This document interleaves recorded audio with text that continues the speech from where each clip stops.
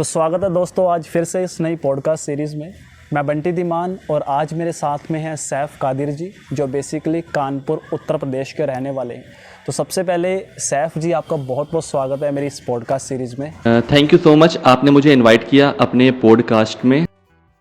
Okay, तो सैफ जी, मैंने आपका यूट्यूब चैनल देखा, उसमें आपने स्टॉक मार्केट के ऊपर, इन्वेस्टमेंट के ऊपर और क्राउड फंडिंग के ऊपर कुछ वीडियोस क्रिएट की हैं, कंटेंट बनाया है। तो सबसे पहले मैं ये जानना चाहूँगा, आपका इस फील्ड में इसमें इंटरेस्ट कैसे बना, ये स्टार्टअप में, क्राउड फंडिंग में, इन्वेस्टमेंट के ऊपर इस तरह का कंटेंट बनाने का ये इंटरेस्ट कैसे आपका बना है?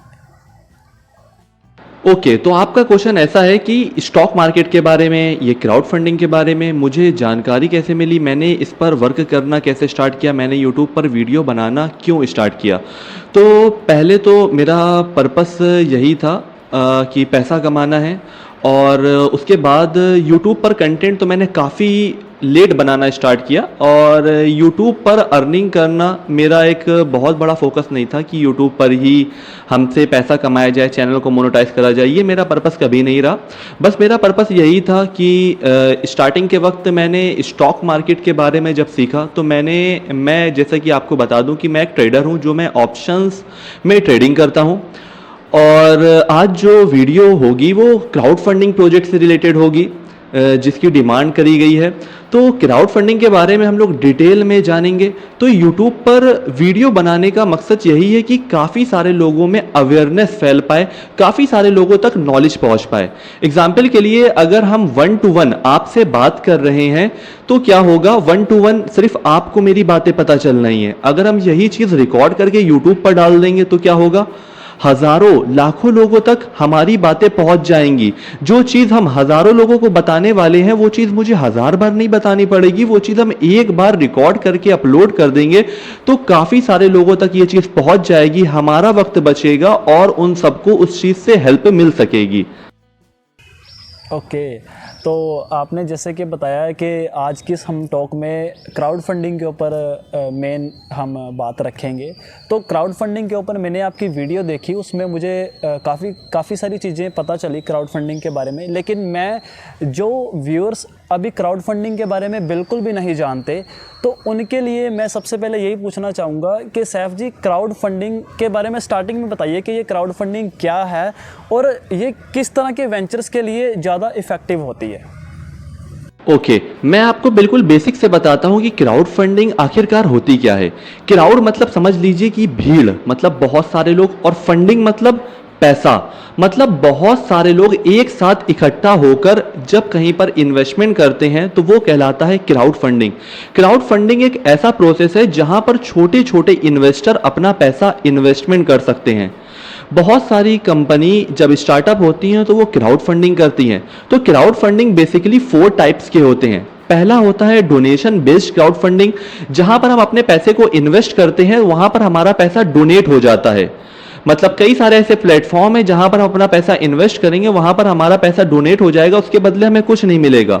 दूसरा आता है डेप्थ बेस्ड क्राउड फंडिंग, जहां पर अगर आप अपनी कंपनी के लिए डेप्थ बेस्ड क्राउड फंडिंग करेंगे तो वहां पर क्या होगा, आपको बैंक से लोन मिलेगा, किसी कंपनी से लोन मिलेगा, वहां पर आपको लोन मिलता है और आपको अपने जो आपका बॉन्डिंग होती है, जो आपका टाइम पीरियड होता है, उसके बाद आपको लोन चुकाना होता है। वहां पर आपको कंपनी के कोई इक्विटी नहीं देनी होती। थर्ड आता है reward based crowd funding. Reward based crowd funding ये होता है कि जब आपकी कंपनी में कोई इन्वेस्टमेंट करता है तो आप अपनी कंपनी के कोई शेयर्स, कोई इक्विटी नहीं देते, आप उसे रिवॉर्ड देते हैं।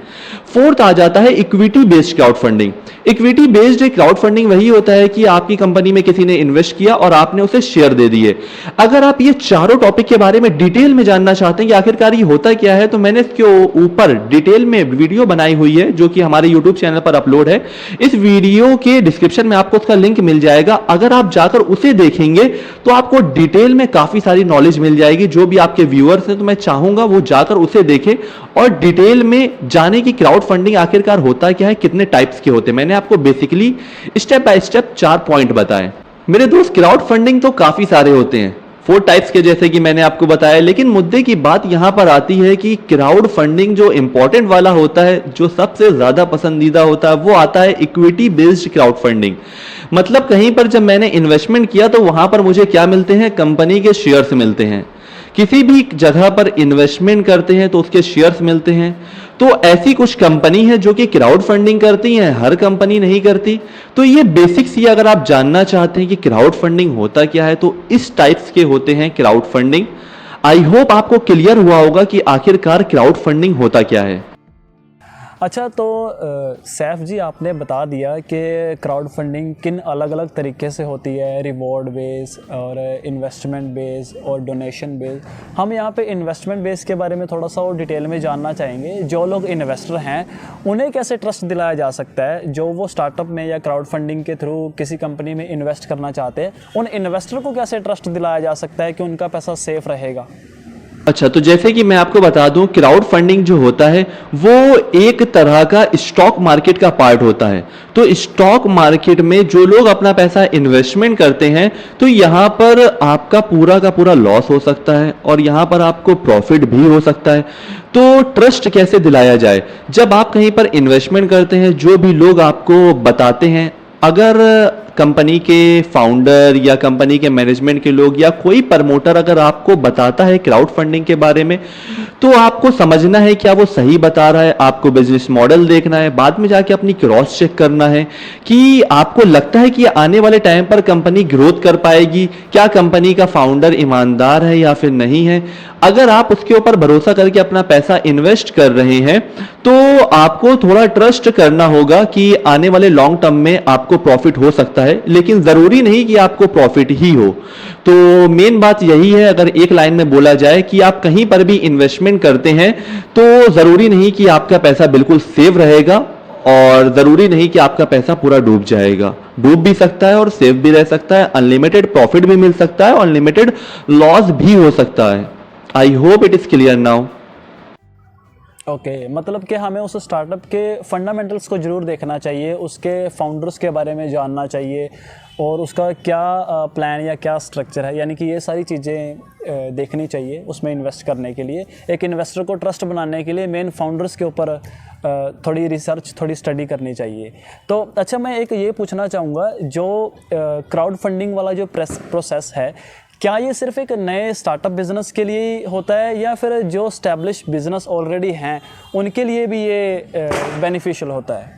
अच्छा, अब तक के जो मैंने देखा है कि जो स्टार्टअप कंपनी होती है वही क्राउड फंडिंग लेना पसंद करती हैं और जो सक्सेसफुल कंपनी होती है वो क्राउड फंडिंग लेना ज़्यादा इंटरेस्ट नहीं रखती, क्योंकि वो कंपनी ऑलरेडी हायर लेवल पर जा चुकी है, उसके पास ऑलरेडी बड़े बड़े इन्वेस्टर आते जा रहे हैं, कंपनी का कैश फ्लो बढ़िया से चल रहा है। तो सिंपल सा बोला जाए कि जो टॉप की कंपनी होती हैं, जो सक्सेसफुल हो जाती हैं, वो क्राउड फंडिंग के जरिए अपनी इक्विटी किसी को देना पसंद नहीं करती। जिस कंपनी का स्टार्टअप होता है, जिस कंपनी के फाउंडर के पास ज्यादा वेल्थ नहीं होती है अपने स्टार्टअप को बहुत ऊंचे लेवल तक ले जाएं, स्टार्ट कर पाए, तो वो लोग क्राउड फंडिंग के जरिए फंडिंग लेते हैं। ओके, और कोई आप एक दो ऐसी कंपनी या स्टार्टअप का एग्जांपल दे सकते हैं जिसने क्राउड फंडिंग के जरिए फंड रेज किया हो, इसमें सक्सेसफुल रही हो? कोई एक दो आपका क्वेश्चन ये है कि ज्यादातर स्टार्टअप जो आते हैं उसमें से कौन से स्टार्टअप अब तक सक्सेसफुल हुए हैं, एक दो कंपनी के एग्जाम्पल। तो एग्जैक्ट बात करी जाए, मुझे उनके नाम पता थे। काफी सारी ऐसी कंपनीज हैं जो कि क्राउड फंडिंग करती थी और वो सक्सेसफुल हुई और बढ़िया काम कर रही हैं, लेकिन मुझे अभी उनके नाम ध्यान नहीं आ रहे, लेकिन मैं उनके नाम जरूर वीडियो को एडिट करते समय यहां पर ऐड करूंगा स्क्रीन पर, आप उसे जरूर देखें और उस पर रिसर्च करें। और अभी प्रेजेंट टाइम की बात करी जाए तो एक ऐसा स्टार्टअप है जिसका नाम है सोलर ग्रुप, जो कि माई फेवरेट प्रोजेक्ट है। सोलर ग्रुप, सोविल मार्श, जो सोलर ग्रुप है वो पैसा इकट्ठा करता है सोविल मार्श के लिए, मतलब माई फेवरेट प्रोजेक्ट इज सोविल मार्श। वो कंपनी स्टार्टअप थी, क्राउड फंडिंग करती थी और अब वो बिल्कुल हायर लेवल पर पहुंच गई है, बिल्कुल अपने एंड लेवल पर पहुंच गई है। कुछ समय के बाद आप अगर हमसे कांटेक्ट में रहेंगे तो सच में आप ये चीज देख पाएंगे कि क्राउड फंडिंग लेकर कंपनी कैसे सक्सेसफुल बन गई, ये आपके सामने ये चीज प्रूव होगी। ओके, अच्छा सैफ जी, एक बात ये बताइए, मान लो मुझे खुद इन्वेस्टमेंट करनी है किसी स्टार्टअप कंपनी में, तो मुझे किस तरह से पता चलेगा कि एक क्राउड फंडिंग कैंपेन ये एक शुरू हो चुका है, या मैं किस तरह से, मुझे कैसे पता चलेगा कि मैं कैसे इन्वेस्ट करूं? कोई कंपनी क्राउड फंडिंग के ज़रिए फ़ंड रेज करना चाहती है। ओके इसीलिए तो पॉडकास्ट किया जा रहा है कि व्यूवर्स तक कैसे पहुंचा जाए, उनको कैसे बताया जाए, क्राउड फंडिंग से कैसे अवेयर किया जाए। तो मैं आपको बताऊं, इंडिया के प्लेटफॉर्म है, जैसे कि इंडिया का प्लेटफॉर्म है एंजल लिस्ट इंडिया। ये एक प्लेटफॉर्म है, इस पर जाकर आपको कई सारे इक्विटी बेस्ड क्राउड फंडिंग मिलेंगे। और एक दूसरा प्लेटफॉर्म है वी फंडर, इसमें भी आपको ज्यादातर इक्विटी बेस्ड क्राउड फंडिंग मिलेंगे। एक प्लेटफॉर्म है टाइक इन्वेस्ट, इसमें भी आपको equity based crowd funding platform मिलेंगे। इसी तरह से क्राउड क्यूब, ये जो मैंने नाम लिए, इसमें आपको ज्यादातर मतलब आपको 90% तक इक्विटी बेस्ड क्राउड फंडिंग मिलेंगे। और भी बहुत सारे हैं, जैसे कि किक स्टार्टर के बारे में आपने सुना होगा।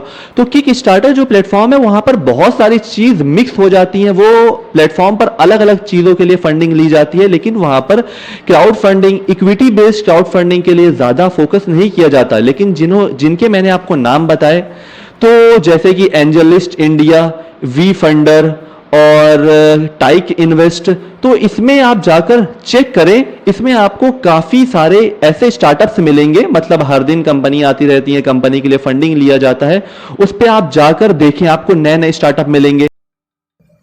ओके अच्छा सैफ जी, आपके अकॉर्डिंग अगर 100 कंपनीज या 100 नए स्टार्टअप क्राउड फंडिंग के ज़रिए फ़ंड रेज कर रहे हैं, तो कितने चांसेस हैं कि उन 100 में से कितने % स्टार्टअप सक्सेसफुल रहने वाले हैं, ग्रोथ करने वाले हैं, जिनमें एक इन्वेस्टर की इन्वेस्ट की हुई अमाउंट का अच्छा उसे रिटर्न मिल सकता है? और अगर फेल होते हैं तो कितने स्टार्टअप ऐसे हैं जो परसेंटेज में जो फेल हो जाते हैं, और उसका कारण क्या होता है? ओके, तो रिसर्च के अकॉर्डिंग यही पाया गया है कि 90% से ज़्यादा स्टार्टअप्स कंपनी फेल हो जाती हैं और 10% ही अप्रॉक्स कंपनी सक्सेसफुल हो पाती हैं। तो इसका कारण जैसे कि बोला जाए कि कंपनी ने शॉर्ट टर्म में अच्छी ग्रोथ दिखाई, लॉन्ग टर्म के लिए वो स्टेबल नहीं हो पाई।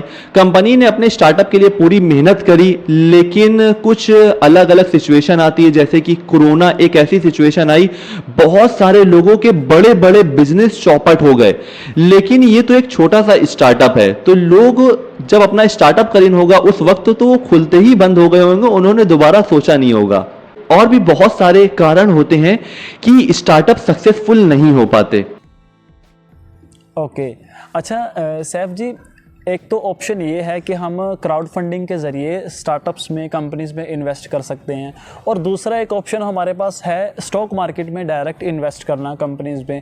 तो आपके अकॉर्डिंग सबसे ज़्यादा रिस्की इन्वेस्टमेंट कौन सी होती है? अच्छा, तो रिसर्च के अकॉर्डिंग यही पाया गया है कि सबसे ज्यादा रिस्की इन्वेस्टमेंट स्टॉक मार्केट के अंदर करना है। और स्टॉक मार्केट के अंदर अगर बात करी जाए, सबसे ज्यादा रिस्की इन्वेस्टमेंट आता है एक स्टार्टअप के अंदर। सबसे ज्यादा रिस्की इन्वेस्टमेंट कहलाता है एक स्टार्टअप। अब वो चाहे क्राउड फंडिंग के जरिए फंडिंग ले रहा हो, या फिर बहुत से ऐसे स्टार्टअप्स होते हैं जो कि क्राउड फंडिंग नहीं करते, लेकिन वो स्टार्टअप्स होते हैं, तो वो सभी स्टार्टअप्स सबसे ज्यादा रिस्की होते हैं। अच्छा, सबसे ज़्यादा सेफेस्ट इन्वेस्टमेंट कौन सी वाली साइड में है, स्टॉक मार्केट में या फिर क्राउड फंडिंग वाली साइड? और अगर सेफ़ इन्वेस्टमेंट की बात करें तो उसको आप थोड़ा सा डिटेल में बताएं कि सेफ़ इन्वेस्टमेंट का लॉन्ग टर्म में क्या इम्पैक्ट पड़ता है एक इन्वेस्टर के ऊपर? ओके, तो ये बहुत अच्छा क्वेश्चन है। जैसे कि आपने हमसे पूछा कि सबसे ज़्यादा सेफेस्ट इन्वेस्टमेंट कौन सी है। अकॉर्डिंग टू मी सबसे ज़्यादा सेफेस्ट इन्वेस्टमेंट की बात करी जाए तो पहले तो मैं आपको ये क्लियर कर दूं कि स्टॉक मार्केट ये है, एक पूरा बाउल स्टॉक मार्केट है, और एक ये छोटा सा टुकड़ा कोने में रखा हुआ है, वो है क्राउड फंडिंग। अभी ये स्टॉक मार्केट के अंदर नहीं आया है। जिसने स्टॉक मार्केट की नॉलेज ले ली, वो क्राउड फंडिंग के बारे में बहुत आराम से आंख बंद करके चेक करके बता सकता है कि ये कंपनी सही है या फिर गलत। और जिसने सिर्फ इसकी नॉलेज ली और इसकी नॉलेज नहीं ली, तो मतलब वो यहां पर ही रह जाएगा और बहुत अपना पैसा बर्बाद कर सकता है। तो क्राउड फंडिंग एक उसके अंदर जाने वाला है, मतलब एक्सचेंज के अंदर जब वो लिस्ट हो जाएगी कंपनी, आईपीओ आ जाएगा, तब कहलाएंगे कि हां असली मायने में स्टॉक मार्केट के अंदर वो कंपनी आ गई है। अब बात करी जाए सबसे ज्यादा सेफेस्ट इन्वेस्टमेंट कौन सा होता है, according to me stock market के अंदर एक अपॉर्चुनिटी होती है इंडेक्स फंड की और ईटीएफ फंड की। मैंने इसके ऊपर भी डिटेल में वीडियो में कवर किया हुआ है। इंडेक्स फंड और ईटीएफ फंड के अंदर अगर आप अपनी एसआईपी करेंगे, SIP means systematic instalment plan, जब आप उसमें एसआईपी करेंगे लॉन्ग टर्म के लिए होती है। मिनिमम मुझे लगता है अगर कोई एसआईपी करना चाहता है तो अप्रॉक्स उसे कम से कम 5 साल तो देने ही चाहिए। अगर आप 5 साल से पहले प्रॉफिट चाहते हैं एसआईपी में, तो रिसर्च के अकॉर्डिंग यही पाया गया है, एनएससी की रिपोर्ट में यही लिखा हुआ है, नेशनल स्टॉक एक्सचेंज में यही लिखा हुआ है कि 5 साल से पहले अगर आप एसआईपी में अपने पैसे को विड्रॉल करेंगे तो क्या होगा, वहां पर आपको लॉस होने के चांसेस होंगे। रिसर्च के अकॉर्डिंग यही पाया गया है। लेकिन अगर आप 5 साल के लिए अपना इन्वेस्टमेंट करेंगे एसआईपी के अंदर, और एसआईपी करनी किस में है, एसआईपी करनी है इंडेक्स फंड में या ईटीएफ फंड में। इंडेक्स फंड मैं क्यों बोल रहा हूं, इंडेक्स फंड के बारे में मैं थोड़ा सा बता दूं कि इंडेक्स मतलब होता है कि एक इंडेक्स है, उसके अंदर कई सारी कंपनी लिस्टेड है। जैसे कि इंडिया का एक पॉपुलर इंडेक्स है निफ्टी 50, मतलब एक इंडेक्स है निफ्टी 50, उसके अंदर इंडिया की टॉप 50 कंपनीज लिस्टेड है। तो उन कंपनीज में आप एक साथ इन्वेस्टमेंट कर देते हैं और आपका पूरा का पूरा पैसा डाइवर्सिफाई हो जाता है। मतलब आप कहां पर पैसा इन्वेस्ट कर रहे हैं, आप अपना पैसा इंडिया की टॉप 50 में, इंडिया की टॉप 50 कंपनी में इन्वेस्टमेंट कर रहे हैं। ये 50 कंपनी वो होती हैं जो कि इंडिया की इकोनॉमी को रिकॉग्नाइज करती हैं। तो आपका पैसा यहां पर काफी ज्यादा सेव होता है। अगर बात करी जाए सबसे सेफेस्ट इन्वेस्टमेंट की, तो स्टॉक मार्केट के अंदर इंडेक्स फंड या ईटीएफ में अपनी एसआईपी करें। अगर आप एक बिगिनर हैं और अपनी इन्वेस्टमेंट जर्नी स्टार्ट कर रहे हैं तो आपको यहां से ही करनी चाहिए। ओके अच्छा सैफ जी, मेरे माइंड में एक सवाल और आया। जो कंपनियां क्राउड फंडिंग के ज़रिए या जो स्टार्टअप क्राउड फंडिंग के ज़रिए फ़ंड रेस करती हैं पब्लिक से, उनके पास एक ऑप्शन बैंक से लोन लेने का भी होता है। तो वो बैंक से लोन क्यों नहीं लेती, वो पब्लिक से ही पैसा क्यों रेस करती हैं? ओके, जैसा कि मैंने आपको बताया था 4 टाइप्स के क्राउड फंडिंग होते हैं। मैंने सेकंड पॉइंट में बताया था depth based crowd funding. Depth based means यहां पर लोन लिया जाता है, मतलब कंपनी बैंक से भी लोन ले सकती है या किसी पॉपुलर कंपनी से भी लोन ले सकती है। तो जो स्टार्टअप्स होते हैं, क्राउड फंडिंग प्रोजेक्ट्स होते हैं, वो लोग बैंक से लोन क्यों नहीं लेते? ये बहुत इंपॉर्टेंट क्वेश्चन है और काफी सारे लोगों के मन में ये क्वेश्चन आता है कि कंपनी सीधे बैंक से लोन ले, जितना मन करे उतना पैसा ले और अपने स्टार्टअप को सक्सेसफुल कर दे। क्यों चिंदी चोरी की तरह थोड़ा थोड़ा इन्वेस्टर से पैसे लेती है? तो यहां पर अगर बात करी जाए, अगर कंपनी हम अपने ऊपर ले लेते हैं, अगर हम कोई कंपनी स्टार्ट करेंगे, अगर हमारा स्टार्टअप है और अगर हम बैंक से लोन लेंगे और आगे चल के मेरा स्टार्टअप सक्सेसफुल नहीं हुआ, जैसे कि मैंने आपको बताया कि 90% से ज्यादा स्टार्टअप फेल हो जाते हैं, और हमारा अगर स्टार्टअप सक्सेसफुल नहीं हुआ तो मुझे बैंक को लोन तो उसका देना पड़ेगा जो उसका प्रिंसिपल अमाउंट है, और मुझे इंटरेस्ट रेट भी पर ईयर पे करना होगा जो हमारे आपस में डील हुई होगी। तो अगर हम उसका इंटरेस्ट रेट नहीं चुका पाए और हम उसको जो हमने अमाउंट लिया है, लोन लिया है, हम उसको नहीं दे पाए और हमारी कंपनी का प्रोजेक्ट फेल हो गया, तो क्या होगा? तो सीधे बिल्डोजर चल जाएगा हमारे घर पे और हमारी कंपनी के ऊपर। इस वजह से कंपनी लोन नहीं लेती। हाँ, बहुत सी कंपनी ऐसी होती है जो सक्सेसफुल हो जाती हैं। आपने सुना होगा अडानी ने काफी सारा लोन लिया। बड़ी बड़ी कंपनी लोन लेती हैं क्योंकि उनका कैश फ्लो लगातार चलता रहता है। बड़ी बड़ी कंपनी लोन ले सकती हैं, लेकिन एक स्टार्टअप के लोन लेना और ज्यादा उसको रिस्की बना देता है। ओके अच्छा सैफ जी, मान लो मैं खुद इन्वेस्ट करना चाहता हूँ एक स्टार्टअप में, कंपनी में, तो मुझे कम से कम कितना अमाउंट इन्वेस्ट करना चाहिए और कितना मैं कर सकता हूँ? ओके, एक बिगिनर के लिए जो लोग स्टार्टअप में इन्वेस्टमेंट करना चाहते हैं, जैसे कि मैंने आपको स्टार्टिंग के वक्त आपके पीछे वाले क्वेश्चन में मैंने कवर किया था कि कुछ प्लेटफॉर्म है जहां पर स्टार्टअप के थ्रू फंडिंग रेस्ट की जाती है। जैसे कि मैंने आपको बताया था angel list India, second platform था वी फंडर, थर्ड प्लेटफॉर्म था टाइक इन्वेस्ट, फिर क्राउड क्यूब। तो ये सभी प्लेटफॉर्म पर अलग अलग क्राइटेरिया हैं। जैसे कि कुछ प्लेटफॉर्म ऐसे हैं ज्यादातर जहां पर आप मिनिमम 50,000 से अपनी इन्वेस्टमेंट स्टार्ट कर सकते हैं। कुछ प्लेटफॉर्म ऐसे जहां पर आप मिनिमम 1 लाख से अपनी इन्वेस्टमेंट स्टार्ट कर सकते हैं। और एक प्लेटफॉर्म जिसका मैंने नाम लिया 3rd नंबर पर, टाइक इन्वेस्ट, यहां पर आप अपनी मिनिमम इन्वेस्टमेंट 5,000 मतलब 5,000 रुपए से भी आप स्टार्ट कर सकते हैं। और मुझे लगता है कि इससे कम कोई प्लेटफॉर्म नहीं बने हैं जहां पर आप अपनी इन्वेस्टमेंट जर्नी इतने कम अमाउंट से स्टार्ट कर पाएं। ज्यादातर आपको जो देखने को मिलेंगे वो लोग 1 लाख या 50,000 से आपकी मिनिमम इन्वेस्टमेंट रिक्वायरमेंट करेंगे। लेकिन कुछ एक ऐसे भी प्लेटफॉर्म आ जाते हैं, जैसे कि बात करी जाए, कुछ ऐसी कंपनी होती हैं जो कि डायरेक्ट फंडिंग लेती हैं। अभी जो मैंने आपको क्या बताया, मैंने आपको 3 प्लेटफॉर्म बनाए थे, एंजल लिस्ट, वी फंडर। ये एक प्लेटफॉर्म है जो अलग अलग कंपनी के लिए क्या करते हैं, फंडिंग लेते हैं। पहले ही उस कंपनी की रिसर्च करते हैं, फिर उसे अपने प्लेटफॉर्म पर लिस्ट करवाते हैं। फिर जो लोग उस कंपनी में इंटरेस्ट लेते हैं, अगर आप जाके उस कंपनी में इंटरेस्ट लेंगे तो आप पैसा कहां देंगे, आप पैसा देंगे वी फंडर प्लेटफॉर्म पर। फिर वी फंडर उस कंपनी को पहुंचाएगा। तो यहां पर ये लोग रिक्वायरमेंट रखते हैं इस प्लेटफॉर्म पर कि मिनिमम 50,000, मिनिमम 1 लाख, इस तरह से रिक्वायरमेंट होती है। लेकिन कुछ स्टार्टअप्स ऐसे होते हैं जो डायरेक्ट फंडिंग लेते हैं, मतलब उन्होंने अपना स्टार्टअप स्टार्ट किया, अपनी एक वेबसाइट बनाई, प्लेटफॉर्म बनाया और उन्होंने उस पर ही फंडिंग लेना स्टार्ट कर दिया। तो वहां पर आप कम अमाउंट से भी इन्वेस्टमेंट कर सकते हैं। जैसा कि मैंने आपको बताया था, सोलर ग्रुप एक प्लेटफॉर्म है। तो सोलर ग्रुप के बारे में आप जाके रिसर्च करिएगा। सोलर ग्रुप एक ऐसा प्लेटफॉर्म है जो भी स्टार्टअप के लिए फंडिंग लेता है। जैसे कि पहले इसने फंडिंग ली थी सोवेल मार्श के लिए, जो कि एक रशियन कंपनी है। तो अगर आप इन्वेस्टमेंट करना चाहते हैं उस कंपनी के अंदर, वो कंपनी है जो कि स्लोवेकिया टेक्नोलॉजी का इस्तेमाल करके इलेक्ट्रिक मोटर बनाने पर वर्क कर रही है। डिटेल में आप जाके चेक कर सकते हैं। तो वो इस चीज पर वर्क कर रही है। अगर आप ऐसे जाकर उसके डायरेक्ट जाकर इन्वेस्टमेंट करेंगे तो वहां पर ऐसा होता है कि आप मिनिमम 1,000 रुपीज से भी अपनी इन्वेस्टमेंट जर्नी स्टार्ट कर सकते हैं। मतलब अगर डायरेक्ट कंपनी फंडिंग लेती है, कुछ कंपनी वो अपनी ऑफिशियल वेबसाइट बनाती हैं और डायरेक्ट इन्वेस्टर को ढूंढती हैं और फंडिंग लेना स्टार्ट कर देती हैं। उनको खुद इन्वेस्टर को ढूंढना पड़ता है। लिसन केयरफुली, उनको खुद इन्वेस्टर को ढूंढना पड़ता है।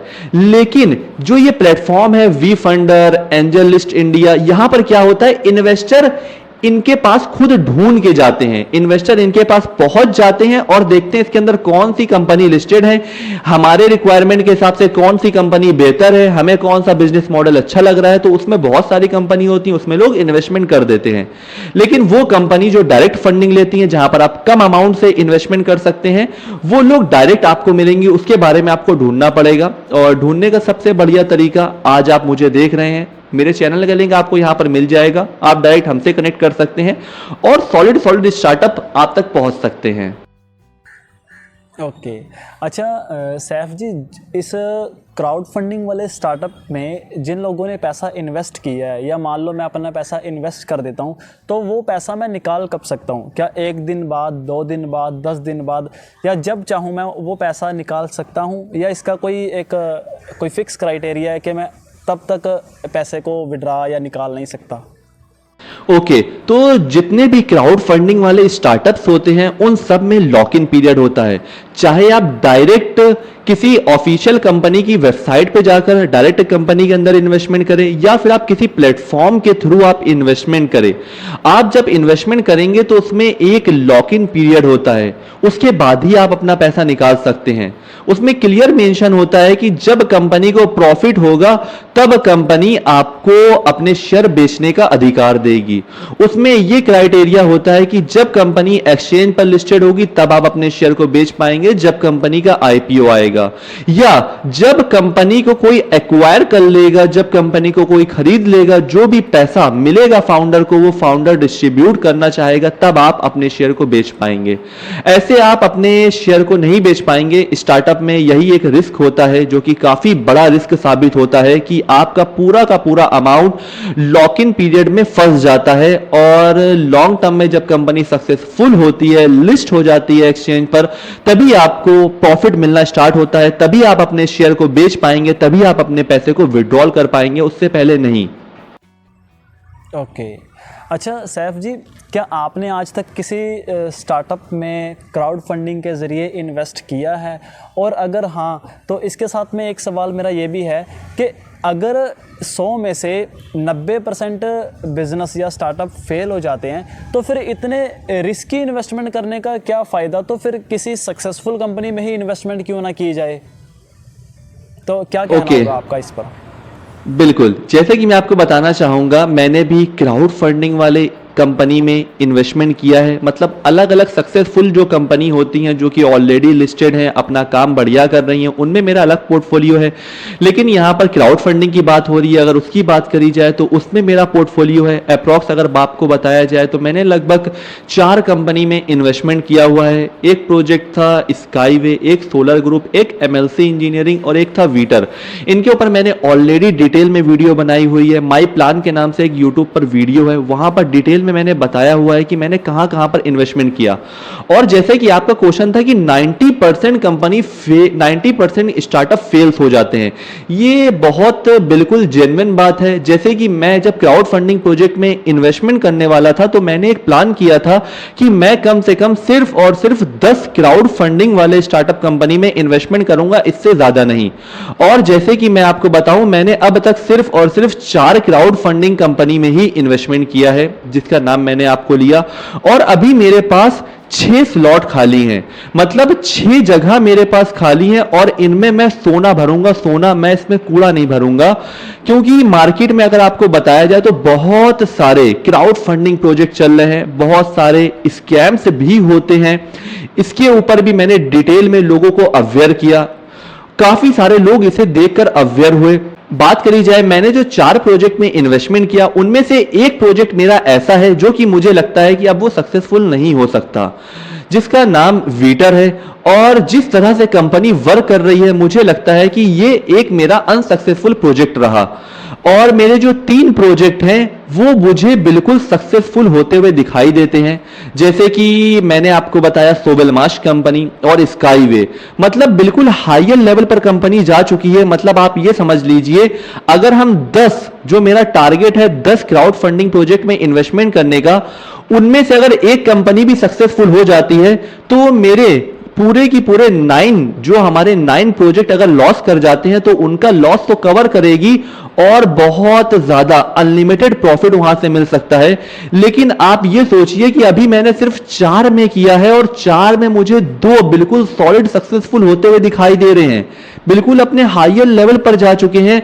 तो जो मेरे पास 6 स्लॉट खाली हैं, उनमें क्या क्या मैं रख सकता हूं और कितनी सारी मेरे पास सॉलिड अपॉर्चुनिटी है, ये मुझे देखकर बहुत मतलब खुशी होती है, मतलब दिल से खुशी होती है।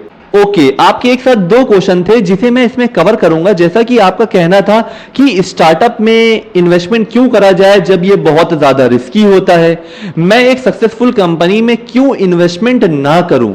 हाँ, ये बहुत सॉलिड पॉइंट है। अगर बात करी जाए एक बिगिनर की, तो आपको इन्वेस्टमेंट करना चाहिए सक्सेसफुल कंपनी में SIP से, सक्सेसफुल कंपनी में भी नहीं, इंडेक्स फंड में SIP से, ETF फंड में SIP से।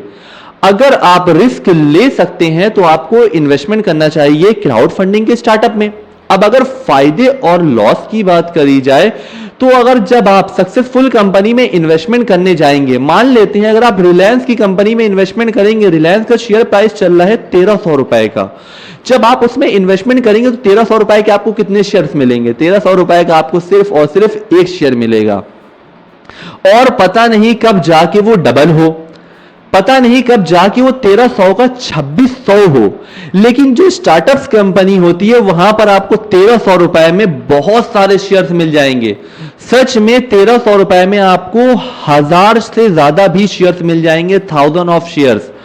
और वो एक बहुत चीप रेट पर मिलेंगे, क्योंकि उस कंपनी का स्टार्टअप है और वो कंपनी लॉन्ग टर्म में इतना बड़ा रिटर्न दे सकती है कुछ समय के बाद, जो आपको रिलायंस नहीं दे सकती। हां, मानते हैं रिलायंस में आपका पैसा पूरा का पूरा सेव है, लेकिन अगर आपने एक सॉलिड स्टार्टअप कंपनी में इन्वेस्टमेंट किया है तो कुछ समय के बाद आपको जो रिटर्न वहां से मिल सकता है वो रिटर्न आपको रिलायंस से नहीं मिल सकता।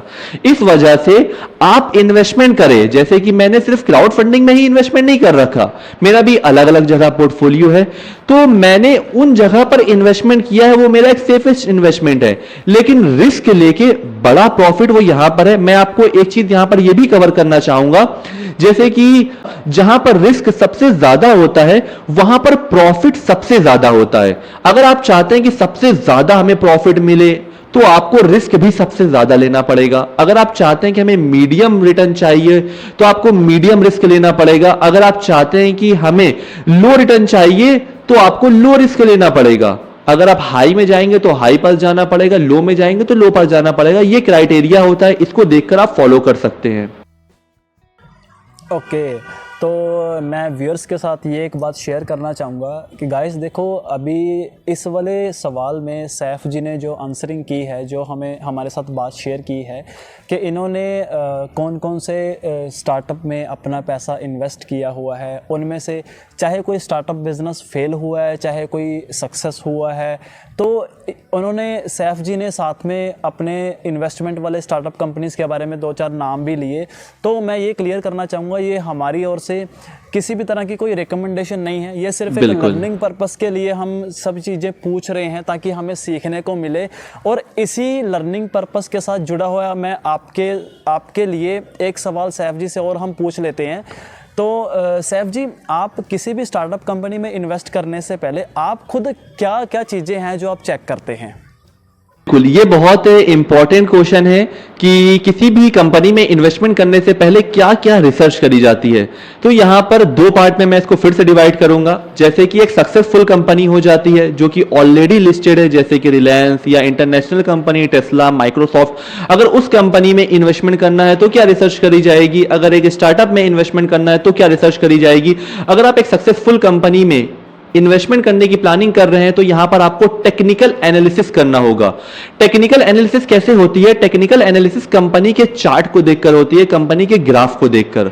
अगर आप कंपनी के टेक्निकल एनालिसिस करेंगे सक्सेसफुल कंपनी में, और आपको वहां पर देखना होगा फंडामेंटल एनालिसिस, कंपनी का कैश फ्लो, कंपनी का टर्नओवर, कंपनी के ऊपर डेप्थ तो नहीं है। इस तरह से आपको कई सारी चीजें वहां पर फॉलो करनी होगी। सिंपल भाषा में बोला जाए, टेक्निकल एनालिसिस और फंडामेंटल एनालिसिस करके आप एक सक्सेसफुल कंपनी में इन्वेस्टमेंट करते हैं। और अगर एक स्टार्टअप की बात करी जाए तो यहां पर आपको टेक्निकल एनालिसिस करने का कोई भी ऑप्शन नहीं मिलता, क्योंकि कंपनी अभी तक स्टॉक एक्सचेंज पर लिस्ट नहीं हुई है। आप इसकी ग्राफ की एक भी कैंडल नहीं देख सकते।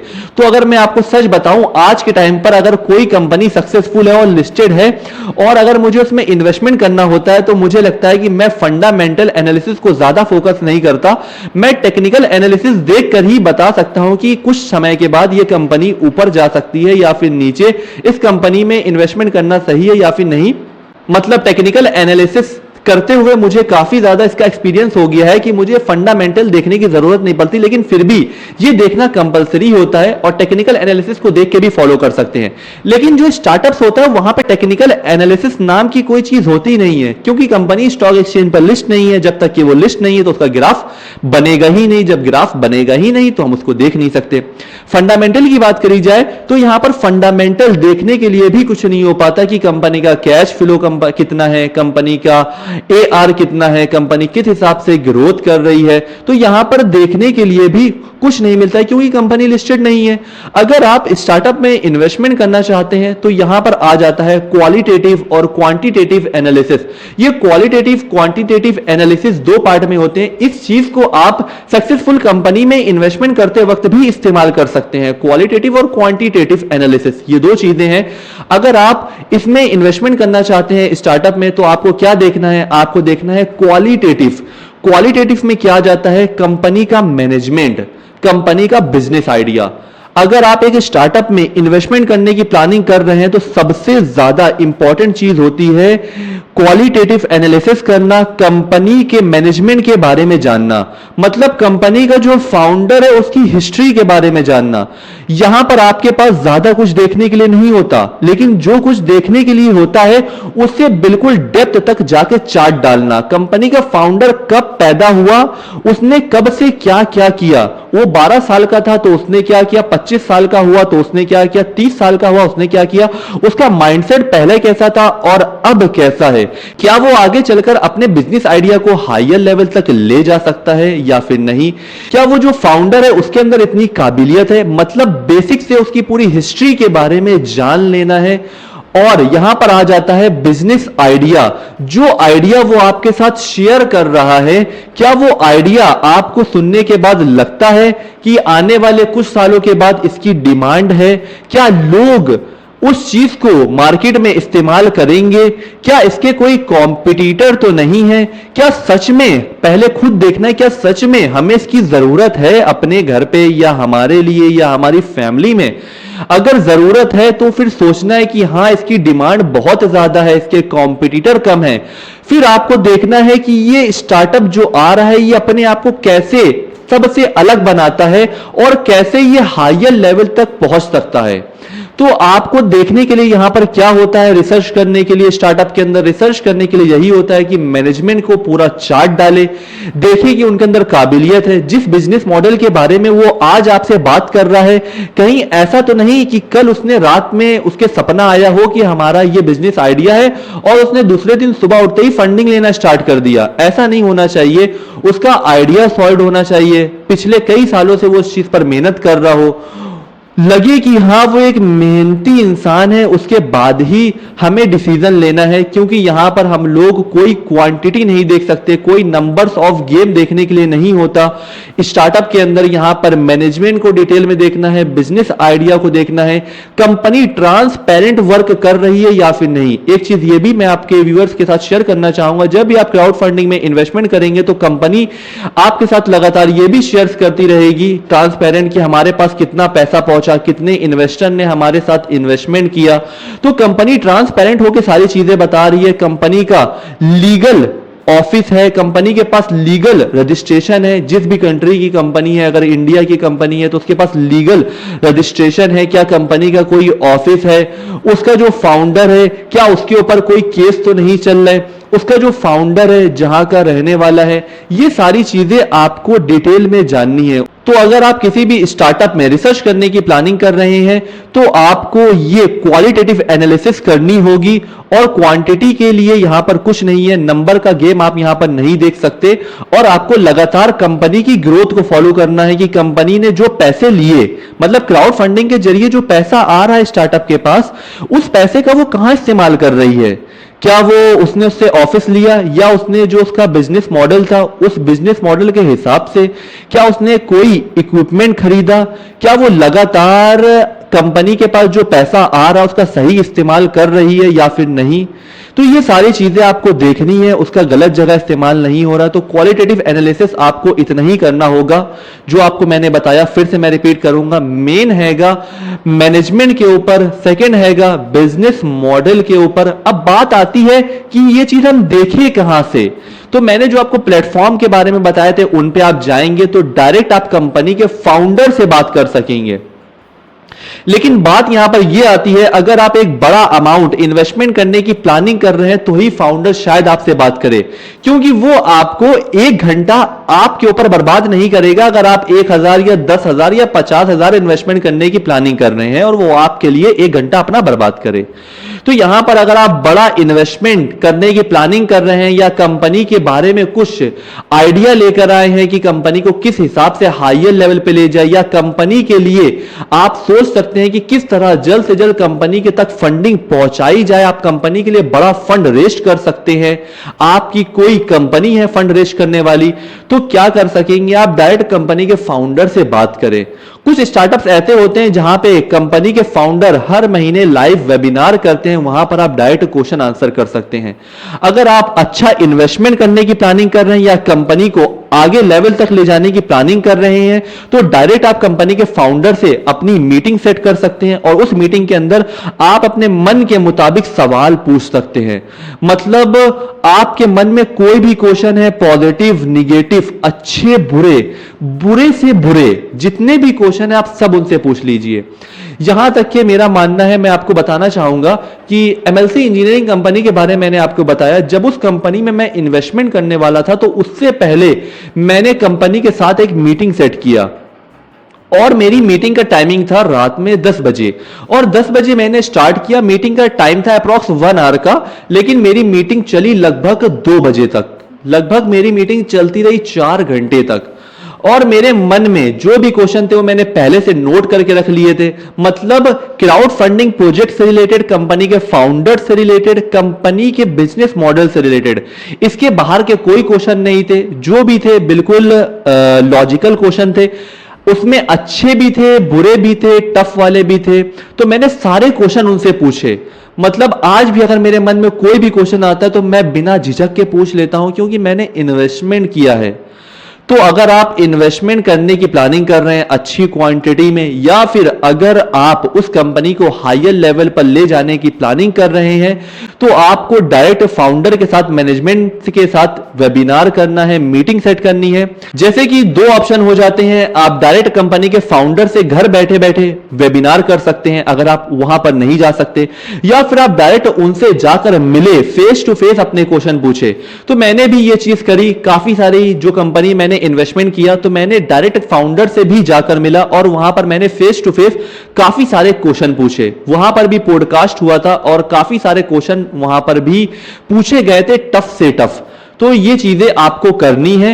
उसके बाद आपकी एक सॉलिड रिसर्च होगी एक स्टार्टअप क्राउड फंडिंग में। लेकिन बात करी जाए सक्सेसफुल कंपनी की रिसर्च के बारे में, अगर आप डिटेल में जानना चाहते हैं तो उसके बारे में हम फिर कभी बताएंगे।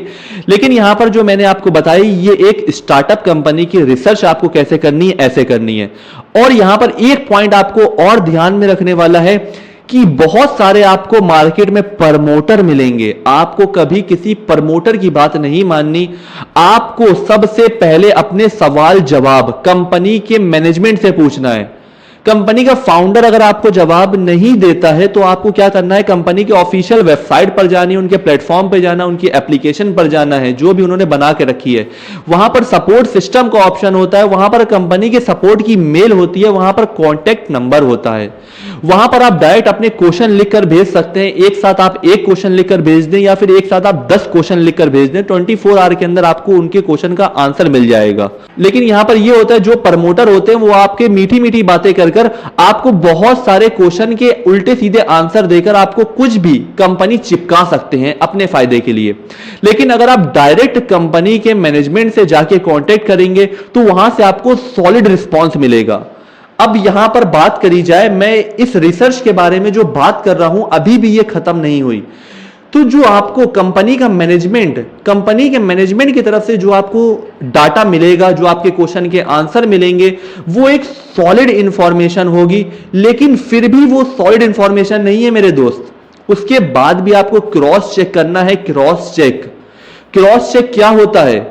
अगर कंपनी के फाउंडर ने कहा कि जो हम प्रोडक्ट बनाने वाले हैं, इस प्रोडक्ट का मार्केट में टर्नओवर $10 बिलियन का है, आने वाले 2030 तक इसका टर्नओवर $500 बिलियन का पहुंच जाएगा, तो आपको जाके पहले रिसर्च करनी है, क्या सच में यह चीज हो सकती है? आपको जाके रिसर्च करनी है, ये कंपनी जो प्रोडक्ट बना रही है, क्या इसके जैसा प्रोडक्ट मार्केट में अवेलेबल नहीं है? क्या ये सच में उससे अलग बना रही है? क्या इसमें यूनिक है या फिर नहीं है? तो जो कंपनी का मालिक बता रहा है वो बिल्कुल सच सच सारी बातें बताएगा। आपको उनकी बात माननी है, लेकिन उनकी बात सुनने के बाद आपको क्रॉस चेक करना जरूरी है। क्रॉस चेक करना जरूरी है। अगर आपको किसी प्रमोटर के जरिए किसी स्टार्टअप के बारे में पता चलता है, आपने सुना, आपने अपने सवालों के जवाब प्रमोटर से पूछे। प्रमोटर क्या करते हैं? सिर्फ और सिर्फ मीठी मीठी बातें करते हैं, आपको सिर्फ हलवा खिलाएंगे और कंपनी के ड्रॉबैक्स नहीं बताएंगे। ज्यादातर प्रमोटर 99% मैंने ऐसे देखे हैं जो कि सिर्फ और सिर्फ आपको अच्छी अच्छी बातें कंपनी की बताते हैं और कंपनी के कोई ड्रॉबैक्स नहीं बताते, क्योंकि जो भी चीज अच्छी होती है, अगर आज मैं हूं तो मेरे अंदर भी कुछ ड्रॉबैक्स होंगे। कोई इंसान बिल्कुल सोने की परत से नहीं चढ़ा होता, हर इंसान के अंदर कुछ ना कुछ खामियां होती हैं, हर बिजनेस के अंदर कुछ ना कुछ खामियां होती हैं। हर एक बिजनेस का एक कॉम्पिटिटर होता है जो उसको आने वाले टाइम के बाद, एक टाइम के बाद बीट कर सकता है। तो हर चीज में कुछ ड्रॉबैक्स होते हैं जिसके बारे में बताना जरूरी होता है। अकॉर्डिंग टू सेबी यही बताया गया है कि जो भी कंपनी के बारे में अगर बताया जा रहा है तो उस कंपनी के ड्रॉबैक्स भी साथ में बताए जाएं, कोई भी चीज उससे छुपाई ना जाए उस इन्वेस्टर के साथ। ये होता है, अगर कभी कोई आपके साथ सिर्फ और सिर्फ अच्छी अच्छी बातें कर रहा है तो समझ लेना वो आपको मीठी गोली दे रहा है, वो आपको झूठ बोल रहा है। तो पहली चीज कंपनी के, अगर आप मीटिंग फिक्स कर सकते हो तो मीटिंग फिक्स कर लीजिए फाउंडर से, या फिर आप डायरेक्ट कंपनी के ऑफिशियल वेबसाइट पर उनके सपोर्ट सिस्टम से बात कर लीजिए, वहां पर भी आपको बिल्कुल एग्जैक्ट इंफॉर्मेशन मिलेगी। मतलब फाउंडर से पता चला यहां, मतलब प्रमोटर से पता चला, यहां पर आप आए, आपने मैनेजमेंट से कांटेक्ट किया, मैनेजमेंट में मीटिंग भी हो सकती है, कंपनी के फाउंडर से जाके मिलना भी हो सकता है, सपोर्ट सिस्टम से कांटेक्ट भी हो सकता है, मतलब टेलीग्राम, व्हाट्सएप पर उनका नंबर होता है, जीमेल पे कांटेक्ट कर सकते हैं और ऑफिशियल वेबसाइट पे कांटेक्ट कर सकते हैं। थर्ड पॉइंट, जो फाउंडर ने आपके क्वेश्चन के आंसर दिए उसको आपको क्रॉस चेक करना है। बाहर आकर आपको क्रॉस चेक, सोशल मीडिया पर सच में दुनिया भर की नॉलेज अवेलेबल है, दुनिया भर की नॉलेज अवेलेबल। मैंने नहीं सोचा था कि मैं इस तरह का पॉडकास्ट करूंगा, मैंने नहीं सोचा था कि हमसे ये बंटी जी आकर मिलेंगे। कैसे मिल गए? ये है सोशल मीडिया की ताकत। क्या रिलायंस ने जो अपना सिम बनाया, क्या वो घर घर बांटने गए या आपके घर पर आकर उसने जियो सिम दिया? ऐसा नहीं किया। सोशल मीडिया एक इतना बड़ा प्लेटफॉर्म है, यहां पर आप बैठे बैठे पाताल, लंदन, अमेरिका, हर एक बंदे की खोज कर सकते हो। मुझे नहीं पता कि बंटी जी पंजाब के रहने वाले हैं, मुझे नहीं पता ये कहां पर रहते हैं एग्जैक्ट। सोशल मीडिया एक ऐसा प्लेटफॉर्म है, मैं उसके बारे में भी पता लगा सकता हूं बिना उनसे पूछे। तो जो भी फाउंडर ने आपको बताया वो आपको क्रॉस चेक करना है मेरे दोस्त। अगर आपको लगा कि जो फाउंडर ने बताया, क्रॉस चेक करने के बाद दोनों चीजें मैच कर रही हैं, तो समझ जाना फाउंडर अच्छी सही बताया, फाउंडर ईमानदार है, बढ़िया नॉलेज दी जो कि ऑलरेडी प्लेटफॉर्म पर अवेलेबल है, तो आप उसके साथ जा सकते हैं। और मेरी कोई भी यहां पर सजेशन नहीं है, जैसा कि बंटी जी आपको बता चुके हैं, जहां पर मैंने इन्वेस्टमेंट किया आप वहां पर बिल्कुल भी इन्वेस्टमेंट मत करें। मैंने यहां पर जितना भी नाम लिया, कोई भी यहां पर मेरा इन्वेस्टमेंट करवाने का पर्पस नहीं है। आपको खुद भी कहीं पर इन्वेस्टमेंट करना है, जाके खुद रिसर्च करें। यहां पर मैंने सिर्फ अपना पॉइंट ऑफ व्यू शेयर किया। किसी कंपनी को गलत बोलना या सही बोलना, जो मुझे सही लगता वो मैंने आपके साथ शेयर किया। और इन्वेस्टमेंट जहां भी करें अपने रिस्क के अकॉर्डिंग ही करें। आई होप आपको ये चीज क्लियर हुई होगी और ये काफी लंबा क्वेश्चन का आंसर हो गया। ओके ओके, तो थैंक यू सो मच।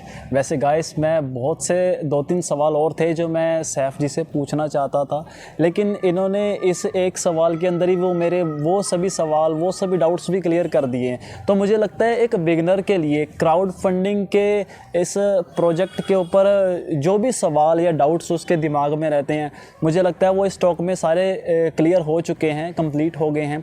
अगर फिर भी कोई ऐसा सवाल है जो क्राउड फंडिंग से रिलेटेड कोई पूछना चाहिए, जानना चाहिए, या इसके बारे में और कुछ जानकारी लेनी चाहिए, तो आप कमेंट करके बताना, मैं खुद उसका आंसर करूंगा। या फिर अगर आप और ज़्यादा डीप में इसके बारे में और नॉलेज लेना चाहते हैं तो आप सैफ जी के यूट्यूब चैनल पर जाकर इनसे कमेंट में वो क्वेश्चन कर सकते हैं, आपको नॉलेज मिलेगी, आपको जानने को ज़रूर मिलेगा। सैफ जी के यूट्यूब चैनल का लिंक डिस्क्रिप्शन में मिल जाएगा, मैं डाल दूँगा, आप विज़िट कर सकते हैं।